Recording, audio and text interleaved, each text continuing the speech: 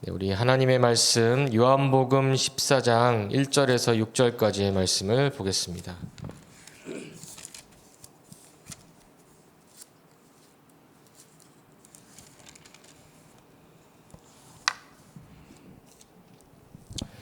요한복음 14장 1절에서 6절까지의 말씀입니다. 같이 합독하겠습니다. 너희는 마음에 근심하지 말라. 하나님을 믿으니 또 나를 믿으라. 내 아버지 집에 거할 곳이 많도다. 그렇지 않으면 너희에게 일렀으리라. 내가 너희를 위하여 거처를 예비하러 가노니 가서 너희를 위하여 거처를 예비하면 내가 다시 와서 너희를 내게로 영접하여 나 있는 곳에 너희도 있게 하리라. 내가 어디로 가는지 그 길을 너희가 아느니라. 도마가 이르되 주여 주께서 어디로 가시는지 우리가 알지 못하거늘 그 길을 어찌 알겠사옵나이까. 예수께서 이르시되 내가 곧 길이요 진리요 생명이니 나로 말미암지 않고는 아버지께로 올 자가 없느니라. 아멘. 로마와 세계를 바꾼 사람들입니다. 로마와 세계를 어떻게 바꿀 수 있을까요? 지금 시대 같으면 문화라든지 아니면 경제력이라든지 군사력이라든지 눈에 보이는 걸로 바꿀 수 있겠다 할 수 있겠지만요. 우리가 읽었던 이 본문의 말씀, 특별히 초대교회 이 제자들, 사실은 눈에 보이는 것을 가지고 있는 사람들은 전혀 아니었죠. 근데 로마와 세계를 바꿨다는 것입니다. 한편으로는 또 반대로 보자면 로마와 세계를 우리가 바꾸지 않으면 어떻게 되냐. 결국에는 로마와 세계의 영향을 받고 우리가 바뀌어진다는 거예요. 바뀌어진다는 거죠. 한 번은 이제 아이들이 갑자기 이제 저는 아이들이 많다 보니까 아플 때가 있잖아요. 근데 그런 감기라든지 그런 거는 그냥 약 먹고 나을 수 있겠지만 이제 갑자기 온몸에 그 피부 질환이 아이에게 생겨가지고 이제 병원을 급하게 갔습니다. 병원에 급하게 가서 또 급하게 또 치료를 받고 주사 맞고 또 왔어요. 좀 괜찮아지더라고요. 근데 이제 그 다음날 또 안 좋아지는 거 있죠. 그래서 이제 응급실 갈 건 아니고 이제 좀 그래도 피부 전문 그런 선생님을 좀 찾아가야겠다 해가지고 또 누구의 권유를 받고 이제 그 병원을 찾아가게 되었는데 제가 뭘 느끼게 됐냐면 이 선생님 진단을 잘하는구나. 그러니까 저도 이제 피부과 많이 가보고 저희 집사람도 아토피가 있다 보니까 이제 피부과 병원을 이제 자주 이제 급할 때 여기저기도 많이 가봤는데 이 선생님 하는 얘기를 딱 들어보니까 진단을 딱 잘하고 이 진단 및 과정 및 해답까지도 쫙 얘기를 해주더라고요. 그러니까 이 사람 진짜 의사네. 처음에는 제가 주머니 손 넣고 들어갔다가 손이 조용히 빠지게 되더라고요. 주머니 손 빼고 이렇게 자세히 듣게 되더라고요. 그리고 아이는 그렇게 할 거다. 저희한테 얘기하더라고요. 이게 조금 오래 갈 수 있다. 하지만 놀라지 말아라. 꾸준히 먹어야 된다. 그 얘기를 쫙 해주는데 그렇구나. 근데 진짜로 그 선생님 말대로 됐어요. 그렇게. 처음에는 병원 갔다 와가지고 조금 나아진 것 같은데 또 드러나고 안 없어지고 하는데 놀라지 말고 꾸준히 먹여라. 그 얘기를 듣고 약을 꾸준히 잘 먹였죠. 그러니까 지금은 많이 나아졌어요. 완전히 없어졌어요. 그리고 또 이제 아이 진료 받으면서 이제 집사람도 이제 진료를 받게 됐습니다. 이제 진료 받다 보니까 이제 아토피가 좀 오래된, 그러니까 만성 질환이라고 하잖아요. 이제 그런 부분들을 딱 얘기하는데 선생님이 완전히 해답을 주는데 어떻게 해답을 주냐? 이거는 내 몸에서 신호를 보내는 거다. 우리 환자분 몸에서 신호를 보내는 거니까 그때는 조금 편안하게 좀 쉬어라. 당신은 스트레스 지금 받고 있는 것 같다. 그래서 이런 얘기를 하는데 쉽게 얘기해서 이런 만성 질환의 그런 부분도 우리는 아프거나 그러면은 사실은 좌절하고 낙심할 때도 많은데 오히려 그 선생님 하는 얘기는 그게 당신이 몸에서 보내는 스위치라고 생각을 해라. 그걸 하는데 저는 복음적으로 해석이 되더라고요. 우리 영적인 그런 문제 왜 해결 안 되냐. 드러나는 부분들 아니면 드러나지 않은 부분들 크고 작은 그런 여러 가지 것들 때문에 낙심하고 고난이 왔다라고 생각하고 원망이 되고 다 해결된 것처럼 보이는데 아직까지도 남아있는 그런 부분들 있잖아요. 제가 거기서 언약을 붙잡았다니까요. 스위치다. 어떤 스위치다? 복음 언약 회복할 스위치다. 기도를 회복할 스위치다. 그래서 오늘 예배 드리시는 분들 가운데 가정과 가문에 뭐 문제, 위기, 갈등 다 해결된 것처럼 보여도 또 드러날 수 있습니다. 근데 그때 뭐 할 시간표라고요? 언약 붙잡을 시간표다. 언약 붙잡을 시간표다. 자, 그래서 정확한 언약을 붙잡는 게 되게 중요합니다. 쉽게 얘기해서 내가 생각하고 있는 내가 뭐 내 위치라든지 내 상황이라든지 뭐 내가 고민하고 있는 부분들 뿐만 아니라 육신적인, 정신적인 아니면 인간 관계라든지 교회라든지 수많은 문제들이 있을 거예요. 아마 생각을 해보면요. 근데 그 문제는 어떤 문제다? 성경은 분명히 우리에게 진단하고 계시거든요. 절대 불변하는 영적인 문제다. 그 문제 하나님 떠나서 온 문제입니다. 하나님 떠나서 온 문제예요. 그렇죠? 하나님 떠나서 재앙과 저주, 사단에게 붙잡혀서 오는 근본의 문제 때문에 오는 거예요. 뭐 이 사람이 문제다, 저 사람이 문제다, 막 원인 막 다 따지고 다 할 수 있겠지만 결국에는 절대 불변의 근본 문제다. 근데 성경은 또 뭘 얘기하고 있습니까? 진단만 한 게 아니라 절대 해답을 얘기하고 있어요. 그 문제 누가 해결할 수 있다? 우리 힘으로 해결할 수 없고 우리 능력과 우리 수준으로 해결할 수 없기 때문에 절대 해답 되시는 그리스도 이 땅에 보내주셔서 모든 문제 다 해결하셨다. 다 이루었다. 그거를 말씀하고 있거든요. 그게 절대 해답입니다. 절대 문제도 알겠고 절대 해답도 알아요. 그럼 우리 뭐 해야 되냐? 오늘 말씀처럼요. 내가 곧 길이요 진리요 생명이니 나로 말미암지 않고는 아버지께로 올 자가 없다. 우리는 절대 진리의 흐름 속에 있어야 되는 거예요. 우리는 끊임없이 절대 진리의 흐름 속에 있어야 되는 것입니다. 생각하는 것, 우리가 살아왔던 모든 부분들 사실은요.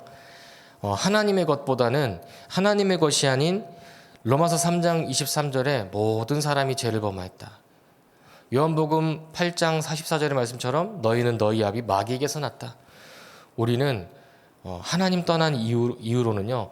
죄하고 친하고 마귀하고 친해요. 우리 잠깐 우리가 은혜 조금 놓친다. 아니면 은혜 놓치지 않더라도 여러 가지 금방 돌아갑니다. 우리의 신분과 권세는 변하지 않지만 우리의 상태는 어디로 가요? 글로 간다는 얘기예요. 우리 뭐 해야 되냐? 절대 진리의 흐름 속에 들어가야 돼요. 자, 그래야 뭐가 회복됩니까? 창세기 1장 27절, 28절이 회복되어지는 거예요.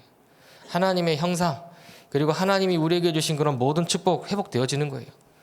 그래야 그 하나님의 것이 내 안에 들어와서 내 속에 생기로 말미암아 생명력 있는 삶을 살아가는 것, 그리고 내가 있는 그 현장이 에덴의 축복, 하나님과 함께하는 그 축복의 현장이 된다는 거예요. 자, 정확한 언약을 붙잡는다는 것은 뭐죠? 진단과 해답을 굳게 붙잡는 거예요. 제대로 붙잡는 거죠. 그래서 이게 언약이 정리되어야 된다는 것입니다. 자, 그렇다면 첫 번째로 로마와 세계를 바꾼 사람들 가운데 없어진 사람들이 있습니다. 그 없어진 사람들이 누구냐? 가룟 유다입니다. 하나님이 없애버린 사람들이죠. 가룟 유다, 아나니아와 삽비라, 그리고 7명의 임직자 가운데 스데반과 빌립을 제외한 나머지 5명은 이후에 이름이 나오지 않습니다. 물론 여기에서 이제 이름도 없이 빛도 없이 복음 전했던 사람이 있고 오히려 뭐 당을 만들어 가지고 교회를 어지럽혔던 니골라 같은 사람도 있습니다. 그런데 중요한 것은 하나님이 없애버린 사람이라는 거예요. 하나님이 없애버린 사람들. 이 사람들 결국에는 예수님 따라 다니면서 또 예수님의 그런 기적과 이적을 다 받고 가룟 유다는요. 그리고 초대교회 그 제자들의 그 발걸음 통해서 생명 살아나고 흑암 권세 무너지는 거 다 봤는데도 불구하고 아나니아 삽비라는 결국에는 어떻게 됐습니까? 쌍묘의 비극이 됐죠. 왜 그렇습니까? 결국에는 남겨져 있는 그런 영적인 상태, 결국에는 남겨져 있는 그 영적 상태, 그 사람 어떻게 보면 상태라고 말할 수 있지만 그 사람 그 인생의 흐름이라는 거예요. 그래서 우리 인생 흐름 바꿔야 됩니다. 그렇죠? 어떤 흐름으로요? 언약의 흐름으로 바꿔야 돼요. 언약의 흐름으로 바꾸는 방법은 다른 거 아닙니다. 말씀과 기도로만 할 수 있기 때문에, 복음의 능력으로만 할 수 있기 때문에 이거 바꿔야 된단 말이죠. 자, 반대로 두 번째로는요, 절대 언약의 사람들이 있습니다.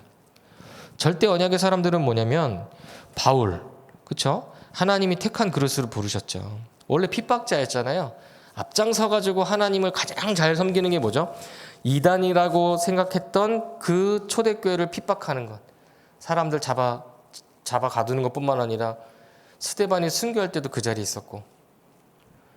그러니까 바울이 이방인과 임금들 여러 나라의 이 복음 증거하기 위해서 하나님께서 꺾어버렸다는 거예요. 다메섹에서요. 그래서 이 바울이요, 완전히 절대 언약의 사람들로 거듭나 버립니다. 그래서 3차 전도 여행을 갔다. 이게 무슨 말입니까? 1차, 2차 전도 여행을 넘어서 그 현장을 계속 순회하면서 그 현장에 든든한 지궤를 세우고 제자들을 세웠다는 거예요. 그 사람들이 바로 로마서 16장의 사람들이죠. 바로 이 언약의 사람들. 바울이 언약 붙잡으니까요, 똑같은 언약의 사람들이 만나지는 거예요. 저와 여러분들이 절대 언약의 사람들이 맞다라면 하나님은 또 다른 절대 언약의 사람들을 붙여주실 줄 믿습니다. 내가 있는 현장에 하나님의 절대 언약의 사람들이 예비되어 있는 줄 믿습니다. 그래서 그거 확인하라고 우리 이번 달 미션 받았죠. 바로 300 리스트입니다. 300 리스트가 뭐죠? 이번 한 달 동안에 우리가 또 뭐 크리스마스 캠프도 있고 막 많은, 뭐 지난달에도 300 리스트 또 70인 제자 미션을 받았지만 300 리스트는 뭐죠? 내 현장에 그런 사람들이 있을 수 있다라는 거예요. 우리가 그 사람들 찾는 거예요. 그 사람들 기도 속에서 우리가 담는 거예요. 어떤 사람은 고난으로 와 있을 수도 있고요. 어떤 사람은 사건으로 올 수도 있고요. 어떤 사람은 눈에 보이는 육신의 그런 응답으로 와 있을 수도 있고요. 하나님의 계획이 있는 사람이 있다라는 거예요. 저 여러분들 바울처럼 하나님께서 부르신 게 맞다면 하나님 분명히 이런 사람들 70인 제자들을 우리 현장에 분명히 예배해 놓으셨다는 겁니다. 자, 그렇다면 세 번째입니다. 남은 응답이 무엇이겠습니까? 바로 70인 제자의 축복을 누리는 것입니다. 하나님 분명히 70 제자를 세우고 70 현장을 살릴 만큼 우리의 산업을 축복하실 것입니다. 우리만 할 수 있는 축복을 통해서 하나님은 70 종족을 살리고 70 나라에 영향을 미치게 하실 것입니다. 이처럼 하나님을 만나는 것은 예수 믿고 구원받는 것뿐만 아니라 많은 축복이 포함되어 있는 것입니다. 70 제자라는 게 무엇이겠습니까? 모든 것이에요. 모든 것. 12제자 또 70인 제자 120명의 그 제자들을 통해서 하나님은 하나님의 일을 하셨습니다. 저와 여러분들이 아무리 작고 힘없고 어려운 것처럼 보여도요, 하나님은 그 기도를 들으시고 하나님은 그 축복을 고스란히 우리 현장에 우리 후대에게 전달시켜 주신다는 거예요. 그거 믿으시길 바랍니다. 자, 그렇다면 구원의 힘과 복음이 무엇인지 알고 하나님 만나는 축복을 정말로 알게 된다면 살아도 감사하고 죽어도 감사라는 결론이 나옵니다. 예, 당연한 거겠죠. 생각해보면 우리가 물에 빠져서 죽어가고 있습니다. 근데 누군가 와서 우리를 건져줬어요. 그러면 우리는 뭐죠? 죽었던 인생에서 제2의 인생을 살아가는 거죠. 그런 것처럼요, 우리는 재앙 속에 사단의 종노릇 속에 지옥 배경 아래 우리는 어쩔 수 없는 그런 인생 살아가는데 우리 수준과 우리의 능력이 아닌 우리의 노력이 아닌 하나님의 은혜로 말미암아 그리스도를 우리에게 보내주시고 그리스도를 믿을 수 있는 중요한 축복된 그 기회를 주시고 그리스도만 증거되어지는 교회에서 그리스도만 누리고 그리스도만 증거하는 전도자의 대열 가운데 있다는 것, 사실은 얼마나 감사한지 생각하면 할수록 감사해요. 도대체 무엇이 감사합니까? 그렇죠? 복음 안다는 것은 어떤 면에서는 우리 지금 당장에 눈에 보이는 그런 많은 것들 없더라도 사실은 이미 다 받고 출발하는 거거든요. 사라진 사람들 왜 사라졌습니까? 기적이라든지 응답이라든지 무리와 제자의 구분이 뭐냐고요. 무리들은요, 예수님께서 기적과 이적 베푸시고 먹을 것 주시고 막 수많은 그런 인기와 많은 것들이 있을 때는요 다 붙어 있었어요. 근데 당장에 예수님 붙잡혀가고 그러니까 다 사라져 버렸죠. 그게 뭡니까? 응답입니까 그게? 하나님 보시기에는 그건 응답도 아니에요. 어떤 면에서는요. 그렇죠? 그거는 뭐 필요에 따라서 하나님 주시는 거지. 하나님 그래서 우리에게 하나님 저를 왜 버리셨습니까? 하나님 저를 사랑하지 않습니까? 이거 주세요. 옛날에 우리가 그렇게 기도했잖아요, 사실은요. 지금 기도를 바꿔야 됩니다. 우리 다 받았기 때문에 그 축복을 모르는 사람들에게, 그 축복을 또 예비된 사람들에게 전하는 것, 그게 전부라는 거죠. 그러면 결론입니다. 자, 우리의 모델이 누굽니까? 바로 여러 교회가 모델일 수 있어요. 뭐 어떤 교회가 크고 어떤 목사님이 좋고 어떤 사람도 좋고 막 여러 가지 얘기할 수 있겠지만 우리의 모델은 성경에 있습니다. 그 성경에 있는 모델이 누구냐? 바로 초대교회고요. 성경에 있는 모델이 바로 렘넌트들입니다. 지금 여러 가지 상황과 현실, 어려움 속에 있을 수 있습니다. 요셉처럼 하나님께서 기도하게 하실 수 있습니다. 다윗처럼 기도하게 하실 수 있습니다. 엘리야처럼 기도하게 하실 수 있습니다.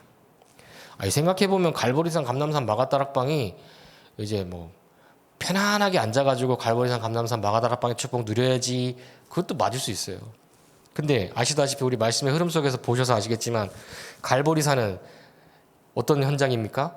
사람들 죽어나가는 사형장이었고, 감람산은 사람들 도망가가지고 따로 불러가지고 있었던 것이고, 마가다락방은 이제 사람들 또 많이 모이는 것도 걸리면 안 되니까 또 다락방에 모여가지고 어떤 면에서는 진짜 내세울 수 없는 그런 열악한 상황 가운데서 하나님은 일하셨다는 거예요. 지금 우리가 갈보리산, 감람산, 마가다락방의 축복 하나님께서 누리게 하실 수 있습니다. 어떤 문제 때문에 힘듭니까? 다윗처럼 기도하시기 바랍니다. 도대체 누가 나를 그렇게 힘들게 합니까?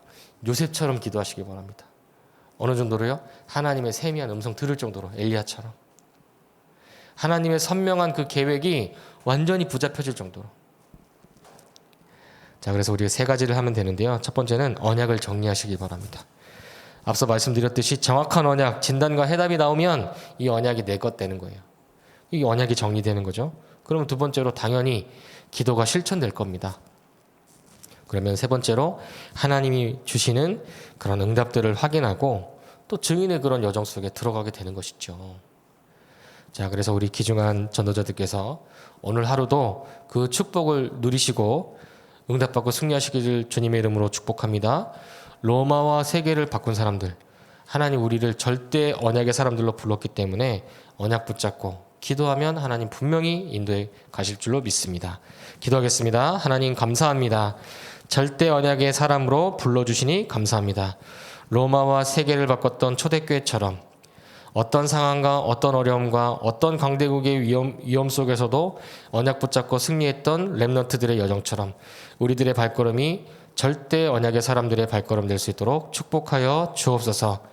눈에 보이는 또 눈에 보이지 않는 그런 여러 가지 상황과 현실에 우리가 흔들리는 것이 아니라 절대 진리, 절대 해답의 그 흐름 속에 날마다 응답받고 승리할 수 있도록 주께서 성령으로 역사하시고 함께하여 주옵소서. 지금도 살아계셔서 우리와 함께하시는 예수 그리스도 이름으로 기도합니다. 아멘.